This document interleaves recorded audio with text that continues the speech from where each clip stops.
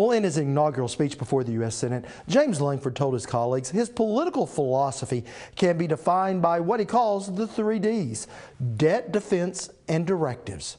Now, to learn more about those and more about the man behind them, I was able to sit down with Oklahoma's newest U.S. Senator in his office overlooking trendy 10th and Broadway in downtown Oklahoma City. So, Senator Lankford, last year the Pew Charitable Trust had a poll that said about 15% of Americans approved of Congress. And that's pretty much a bipartisan, mutual disdain for both the Republicans and Democrats. Why would one want to be in Congress today? Yeah, actually, if you're going to get a chance to serve your nation and turn this around, then you have to engage. There's this belief of it's so far gone, just walk away from it. I don't believe that's true. We've had a functioning republic since 1789. We can't just give up and say it's suddenly hard. It's not any harder than it was during the Civil Rights time. It's not any harder than it was during the Civil War. It's not any harder. We've had very difficult moments, Great Depression, on and on and on, where we've looked at government and said this is not going well. But we turned it around as Americans. You can take Will Rogers. Every single joke Will Rogers gave about Congress in the 1930s still works today. So this belief that somehow something's dramatically different now than what it was before, I think begs the traditions of history. And there are some interesting dynamics when someone asks a poll about what's your perception of Congress. When I talk to other people about Congress, almost always they think about the other party. Whichever party they are, they think about the other party. And they'll say, well, I don't like what they're saying or what they're doing. When you talk about the president, you're talking about one party, one point of view. When you talk about Congress, it's multifaceted. So, yeah. People get frustrated with people in Congress. Sometimes it's their own representative. Sometimes it's someone else's. Now, in your first speech to the Senate, you compared Congress to like being at a middle school lunch period. Middle school lunch. I told my wife several years ago, when I first came into the House of Representatives, I had this deja vu moment, thinking I've felt this way before, but I've never been in politics or in Congress. But I know this feeling. And after about 6 months, I called her and I said, I finally figured out what this feeling is to be in Congress. It's the emotion you have in middle school lunch. It's that feeling of, I get more popular by sitting at my table and making fun of everyone else at everyone else's table. And if I ever say something nice about someone else at another table, my table shakes her head and says, why would you do that? But if I ever say something unkind, everybody says, way to go. Welcome to Congress. And the whole goal of middle school lunch when you're sitting there at the table is be nice to your friends, be mean to everyone else. That's the feeling in Congress at times. If you sit with your little group and be mean to everyone else's, your group praises you. But if at any time you start talking about other groups and other people in a positive way and say, you know what, they may have a good idea, they may be a good thing, your group makes fun of you and says, well, that you're not really with our group if you're talking positive about another group.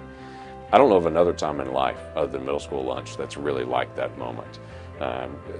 My challenge really to my peers and to the nation is, let's affirm ideas. There's a great saying out there, truth is not responsible for its owner.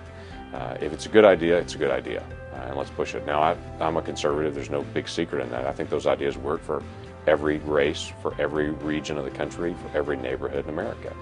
If I don't believe those, I'm willing to be able to re-examine it and go, what does actually work? Because I want this to actually be able to work. But I believe these facts on the ground actually prove that out. But I'm willing to be able to engage with people and to work on both convincing people that disagree with me, but also listening to others and trying to treat people with respect in the process.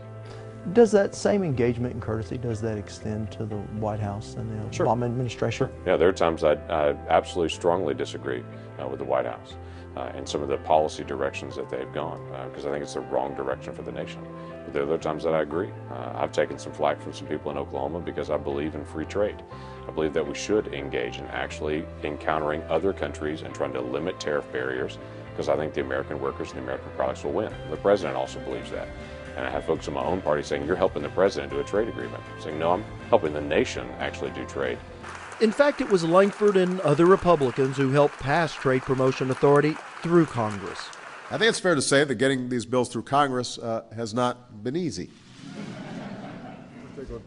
Helping President Obama in a key area when those in the president's own party I do like signing bills, though. wouldn't. We have 350,000 companies across the United States that do international trade. Why would we want to limit that? Why would we want to decrease our economy by trying to limit our trade? So when the president's right, I don't mind actually saying the president's right on this one. When he's wrong, I also don't mind actually stepping in and saying I disagree.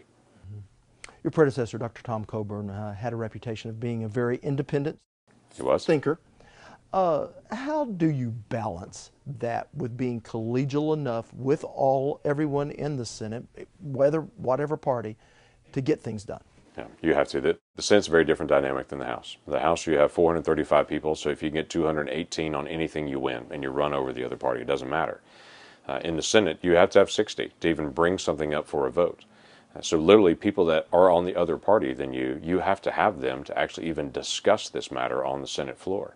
And so it is a more collegial environment, but it has to be based on the rules of the Senate. It forces people that disagree into one room to start settling some issues, to say, if we're going to bring this to the floor, if we're going to solve this group of 60 has to come to some resolution to be able to bring it up for debate.